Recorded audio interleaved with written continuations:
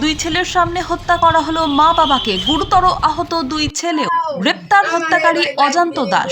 ত্রিপুরার সিপাহীজলা জেলা বিশালগড় থানাধীন দীনদয়াল চৌমুহনী এলাকায় বিপুল দাসের সঙ্গে পারিবারিক বিষয় নিয়ে ঝামেলা হয় তার ভাতিজা অজান্ত দাসের। পরবর্তী সময় দুইজনের মধ্যে মারপিট হয়। তখন বিপুল দাসকে বাঁচাতে তার দুই ছেলে এবং স্ত্রী ছুটে গেলে তাদেরকে ধারালো দা দিয়ে এলোপাতাড়ি কুপিয়ে রক্তাক্ত করে অজান্ত দাস ওরফে অচিন্ত ও তার বাবা বিষ্ণু দাস এবং তার মা আলপনা দাস।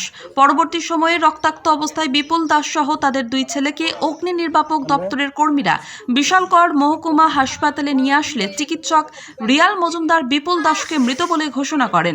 অন্যদিকে আশঙ্কাজনক অবস্থায় মৃত বিপুলের স্ত্রী শিমু দাসকে ত্রিপুরার প্রধান রেফারেল হাসপাতাল আগরতলা জিবিপি হাসপাতালে নিয়ে আসার পথেই তাকে মৃত বলে ঘোষণা করে চিকিৎসক। বর্তমানে আশঙ্কাজনক অবস্থায় দুই ছেলে অজয় দাস ও কিষান দাসের চিকিৎসা চলছে আগরতলা জিবিপি হাসপাতালে। এদিকে বিশালগড় থানার পুলিশ ঘটনাস্থলে ছুটে গিয়ে হাতে নাতে অভিযুক্ত হত্যাকারী অজান্ত দাসকে ওরফে অচিন্তকে গ্রেপ্তার করে থানায় নিয়ে আসে। পরবর্তী সময়ে উত্তেজিত জনতা অভিযুক্তের বাড়ি এবং গাড়ি ভাঙচুর করে। বর্তমানে বাকি অভিযুক্তরা বিষ্ণু দাস এবং তার স্ত্রী পলাতক। শনিবার সকালে ঘটনাস্থলে গিয়ে গোটা ঘটনার খোঁজখবর নেন সিপাহীজলা জেলার পুলিশ সুপার ভিজে রেড্ডি সহ বিশাল পুলিশ বাহিনী। এই জোড়া হত্যাকাণ্ডের ঘটনায় গোটা এলাকায় বর্তমানে থমথমে পরিস্থিতি বিরাজ করেছে।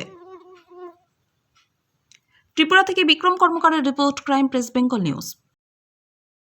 ঘটনা হচ্ছে বাবু বাড়িতে খাইতেছে না, তারপর হেরা হঠাৎ করতেছে, চিল্লাল্লি করতেছে। তো বাবু কনে বাবুর আয়া দুই মারণ শুরু করতে, আমরা গেছি পরে, আমরাও গেছি বাবুর আনন্দ লেগে। কে মারছে? আমার ভাই।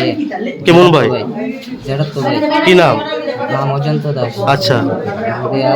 যেটু হেরা মিল্লা বাবুটা মারতেছে, তো আমরা গেলাম, আমরা গেছি পরে চাকু লুয়ে এসে চাকু লুয়ে আমরা করে শুরু করছি। তোমরা মারতেছে কি লিগে মারছে? ওই আমরা গিয়া বাঁচাইছি গেলে। কারে বাঁচাইছিলা? বাবুরে। মানে তোমার বাবুরে তোমার ভাইয়ে মারতেছিল? কি কারণে মারতেছিল? ওই হেরা ভাই কাজে দীক্ষা এদিকে জিঙ্গাইছে দীক্ষা। মানে কার বাড়িতে? আমার জেঠুর বাড়ি। আচ্ছা, কোন জায়গাতে বাড়ি ওনার? আমরা বাড়ি দিনাদিন চমনি। কারে কারে মারছে? আমার মারছে, মারে মারছে বাবুরে, বাইরে। কি দিয়া মারছে? চাকু দিয়া। এই ফায়ার সার্ভিস নিয়ে এসেছে 4 জন পেশেন্ট।